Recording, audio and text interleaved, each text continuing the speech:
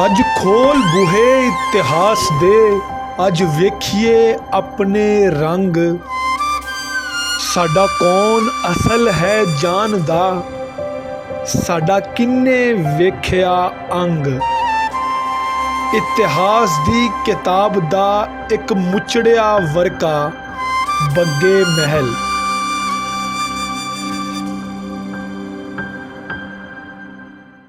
तारीख दे पन्निਆਂ ਦੇ ਵਿੱਚੋਂ ਇੱਕ ਹੋਰ ਐਪੀਸੋਡ ਲੈ ਕੇ ਇੰਡੋਜ਼ ਟੀਵੀ ਦੇ ਵਿੱਚ ਤੁਹਾਡਾ ਸਵਾਗਤ ਹੈ। ਅਸੀਂ ਇਸ ਵੇਲੇ ਮੌਜੂਦ ਹਾਂ ਇੱਕ ਮਸ਼ਹੂਰ ਤਾਰੀਖ ਦੇ ਪੰਨਿਆਂ ਦੇ ਵਿੱਚੋਂ ਇਮਾਰਤ ਜਿਹੜੀ ਹੈ ਬੱਗੇ ਮਹਿਲ, ਉਹਦੇ ਸਾਹਮਣੇ ਮੈਂ ਮੌਜੂਦ ਹਾਂ। ਮੇਰੇ ਪਿੱਛੇ ਤੁਸੀਂ ਵੇਖ ਸਕਦੇ ਹੋ।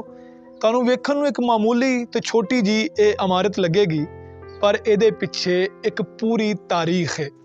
ਉਹ ਤਾਰੀਖ ਜਦੋਂ ਵੱਡੀਆਂ ਵੱਡੀਆਂ ਪਾਲਕੀਆਂ 'ਚ ਬਹਿ ਕੇ ਮੁਗਲ ਬਾਦਸ਼ਾਹ ਇਹਨਾਂ ਇਲਾਕਿਆਂ ਦੇ ਵਿੱਚ ਸ਼ਿਕਾਰ ਖੇਡਦੇ ਸੀ ਤੇ ਫਿਰਦੇ ਸੀ।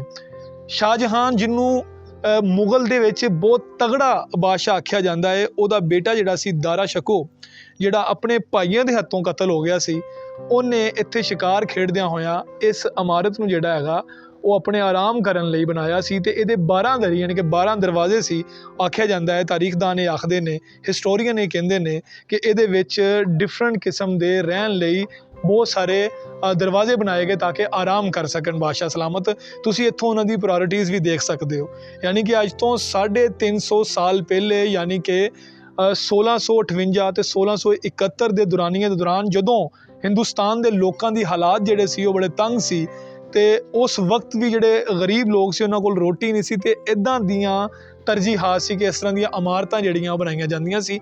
ਇੱਕ ਫਰਾਂਸੀਸੀ ਜਿਹੜਾ ਸਫ਼ਰਨਾਮਾ ਆਪਣਾ ਲਿਖਦਾ ਹੈ ਤੇ ਉਸ ਸਫ਼ਰਨਾਮੇ ਦੇ ਵਿੱਚ ਉਹ ਇਹ ਆਖਦਾ ਹੈ ਕਿ ਹਿੰਦੁਸਤਾਨ ਦੇ ਵਿੱਚ ਜਿਹੜਾ 1671 'ਚ ਉਹਨੇ ਸਫ਼ਰਨਾਮਾ ਲਿਖਿਆ, ਕਿਉਂਕਿ ਉਹ 12 ਸਾਲ ਜਿਹੜਾ ਹੈਗਾ ਉਹ ਸ਼ਾਹਜਹਾਨ ਦੇ ਦਰਬਾਰ 'ਚ ਰਿਹਾ, ਤੇ ਉਹਨੇ ਹਾਲਾਤੋਂ ਵਾਕਿਆਤ ਲਿਖਦੇ ਹੋਏ ਬੱਗੇ ਮਹਿਲ ਦਾ ਵੀ ਜ਼ਿਕਰ ਕੀਤਾ ਤੇ ਦੱਸਿਆ ਕਿ ਇਹ ਮੁਗਲ ਸ਼ਹਿਨਸ਼ਾਹਾਂ ਦੀ ਜਾਂ ਮੁਗਲ ਬਾਦਸ਼ਾਹਾਂ ਦੀ ਇਹ ਪ੍ਰਾਇਓਰਟੀਜ਼ ਹੁੰਦੀਆਂ ਸੀ, ਇਹ ਤਰਜੀਹਾਤ ਹੁੰਦੀਆਂ ਸੀ। ਇਸ ਤਾਰੀਖ ਦੇ ਵਿੱਚ ਹੋਰ ਕੀ ਹੈ, ਮੁਕਾਮੀ ਲੋਕ ਜਿਹੜੇ ਹੈਗੇ ਨੇ ਜਿਨ੍ਹਾਂ ਨੇ ਇਸ ਵੇਲੇ ਇਹਨੂੰ ਮੱਝਾਂ ਦਾ ਬਾੜਾ ਬਣਾਇਆ ਹੋਇਆ ਹੈ, ਉਹ ਇਹਦੇ ਬਾਰੇ 'ਚ ਕੀ ਕਹਿੰਦੇ ਹੈਗੇ ਨੇ, ਇਹ ਤੁਹਾਨੂੰ ਅਸੀਂ ਪ੍ਰੋਗਰਾਮ ਦੇ ਨਾਲ ਦੱਸਦੇ ਰਹਾਂਗੇ। ਤੁਸੀਂ ਸਾਡੇ ਨਾਲ ਜੁੜੇ ਰਹੋ।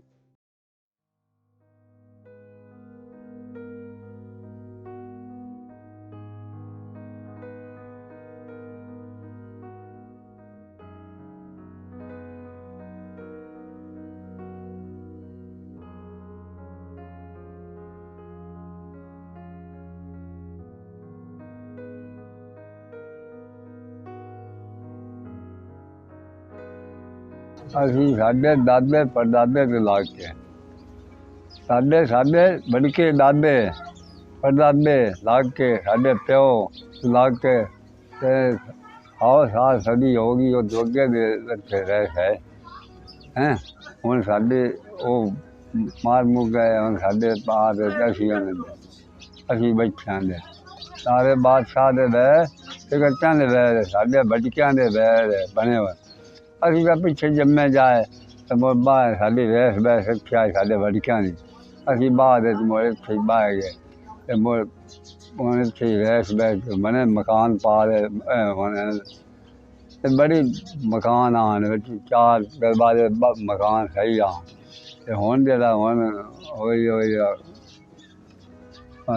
ਅਸੀਂ ਨਹੀਂ ਇਹਨਾਂ ਰਹਿੰਦੇ ਨਹੀਂ, ਚਾਹੁੰਦੇ ਨਹੀਂ ਪਏ। ਅਸੀਂ ਯਾਦਗਿਰੀ ਹੈ, ਜਿਹੜੇ ਦਰਬਾਰ 'ਚ ਆਉਂਦੇ ਨਾ ਸ਼ਾਇਦ ਮਰੀਜ਼ ਨਹੀਂ ਰਹਿੰਦੇ, ਉਹ ਇੱਥੇ ਤਸਵੀਰਾਂ ਛੱਕ ਕੇ ਵੀਡੀਓ ਬਣਾ ਕੇ ਜਾਂਦੇ ਨੇ।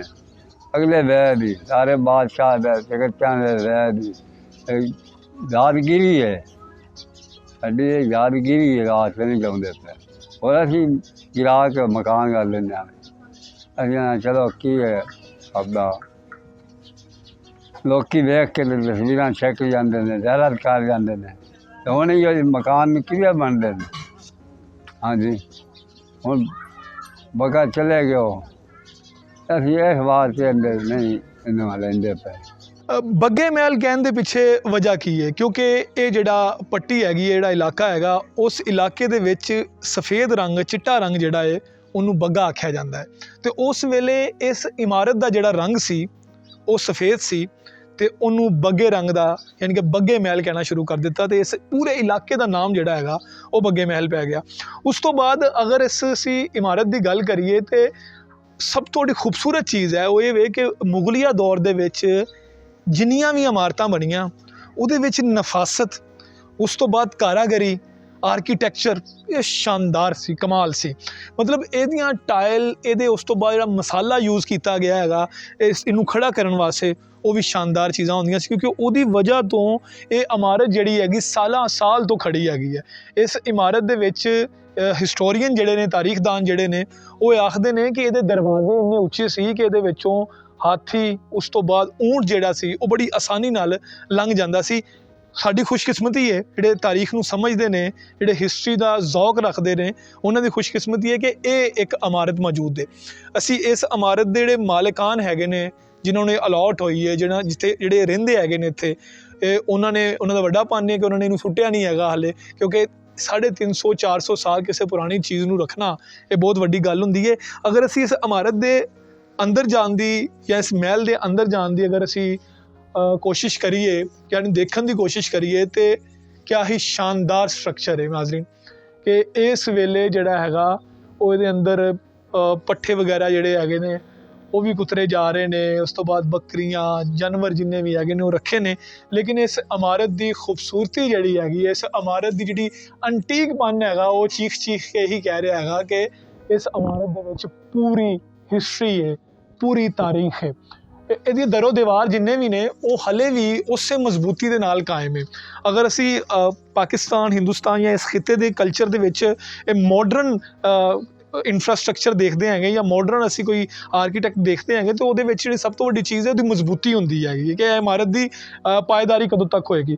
ਉਸ ਦੌਰ ਦੇ ਵਿੱਚ ਜਦੋਂ ਕਿਸੇ ਵੀ ਕਿਸਮ ਦੇ ਹਾਲਾਤ ਨਹੀਂ ਸੀ ਹੈਗੇ, ਜਦੋਂ ਕਿਸੇ ਵੀ ਕਿਸਮ ਦਾ ਜਿਹਨੂੰ ਕਹਿੰਦੇ ਨੇ ਕਿ ਸਾਇੰਸੀ ਹਾਲਾਤ ਨਹੀਂ ਸੀ ਜਿਹਦੀ ਵਜ੍ਹਾ ਤੋਂ ਕਿਸੇ ਇਮਾਰਤਾਂ ਨੂੰ ਖੜਾ ਕੀਤਾ ਜਾਵੇ, ਉਸ ਦੌਰ 'ਚ ਇਸ ਤਰ੍ਹਾਂ ਦੀ ਇਮਾਰਤ ਖੜੀ ਕਰਨਾ ਬੜਾ ਸ਼ਾਨਦਾਰ ਕੰਮ ਸੀ। ਉਸ ਤੋਂ ਬਾਅਦ ਇਹਦੀਆਂ ਜ਼ਮੀਨ ਦੇ ਵਿੱਚ ਜਿਹੜੇ ਹੈਗੇ ਨੇ ਉਹ ਕਾਫੀ ਹੱਦ ਤੱਕ, ਜਿਹਨੂੰ ਅਸੀਂ ਨੀਹਾਂ ਕਹਿੰਦੇ ਪੰਜਾਬੀ 'ਚ, ਉਹ ਵੀ ਭਰੀਆਂ ਗਈਆਂ ਨੇ। ਅਤੇ ਉਸ ਤੋਂ ਬਾਅਦ ਇਹ ਜਿਹੜੀ ਇਹਦੀ ਅੰਦਰ ਮਸਾਲਾ ਕਿੰਨੀ ਮਜ਼ਬੂਤੀ ਦੇ ਨਾਲ, ਕਿਉਂਕਿ ਜੇ ਆ ਮਿੱਟੀ ਜਿਹੜੀ ਉੱਪਰ ਚੜੀ ਹੋਈ ਹੈ ਉਹਦੀ ਤਹਿ ਤਾਂ ਬੇਸ਼ੱਕ ਲੱਥ ਰਹੀ ਹੈ, ਲੇਕਿਨ ਉਹ ਜਿਹੜਾ ਬਣਿਆ ਹੋਇਆ ਹੈ ਤੁਸੀਂ ਇਹ ਦੇਖ ਸਕਦੇ ਹੋ ਕਿ ਉਹ ਹਾਲੇ ਵੀ ਉਸੇ ਮਜ਼ਬੂਤੀ ਦੇ ਨਾਲ ਕਾਇਮੋ ਦਾਇਮ ਹੈਗਾ ਹੈ। ਅਤੇ ਦਾਰਾ ਸ਼ਕੋ ਜਿਹੜਾ ਕਿ ਬਾਦਸ਼ਾਹ ਸ਼ਾਹ ਜਹਾਂ ਦਾ ਬੇਟਾ ਸੀ, ਉਹਦੇ ਦੌਰ ਦੇ ਵਿੱਚ ਇਸ ਇਮਾਰਤ ਦਾ ਬਣਨਾ ਇੱਕ ਆਪਣੇ ਆਪ ਦੇ ਵਿੱਚ ਇੱਕ ਬੜੀ ਕਮਾਲ ਚੀਜ਼ ਹੈ ਸੀ, ਕਿਉਂਕਿ ਇਹ ਬਾਦਸ਼ਾਹਾਂ ਦੀ ਰੀਤੋ ਰਿਵਾਜ ਸੀ ਕਿ ਉਹਨਾਂ ਦੇ ਨਾਲ ਜਿਹੜੇ ਲੋਕ ਤੁਰਦੇ ਸੀ ਸ਼ਿਕਾਰ ਕਰਨ ਲਈ ਜਾਂ ਸਫ਼ਰ ਕਰਨ ਲਈ, ਉਹ ਬਾਦਸ਼ਾਹਾਂ ਨੂੰ ਇਹ ਕਹਿੰਦੇ ਸੀ ਕਿ ਜਨਾਬ ਤੁਹਾਡੇ ਕਦਮ ਮੁਬਾਰਕ ਇਸ ਜਗ੍ਹਾ 'ਤੇ ਪਏ ਆ ਅਤੇ ਇਸ ਜਗ੍ਹਾ 'ਤੇ ਕੋਈ ਨਾ ਕੋਈ ਇਮਾਰਤ ਤਾਂ ਖੜੀ ਹੋਣੀ ਚਾਹੀਦੀ ਹੈ।